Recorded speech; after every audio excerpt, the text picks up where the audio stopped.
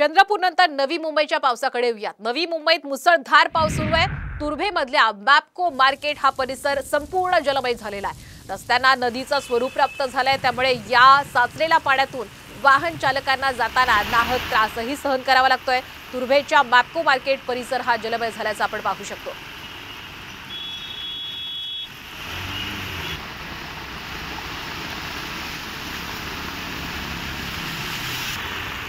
नवी मुंबईत पहाटेपासून मुसळधार पाऊस पडत असून त्या पावसामुळेच नवी मुंबईतील अनेक सखल भागात पाणी साचल्याचं पाहायला मिळते। मी सध्या तुर्भे येथील मॅप्को मार्केट परिसरात आहेत आणि या ठिकाणी आपण पाहू शकतो जो मुख्य रस्ता आहे तुर्भे विभागातील मॅप्को मार्केटचा, तो संपूर्ण पाण्याखाली गेल्याचं पाहायला मिळत आहे। या रस्त्याला नदीचं स्वरूप आल्याचं चित्र जे आहे ते पाहायला मिळत आहे।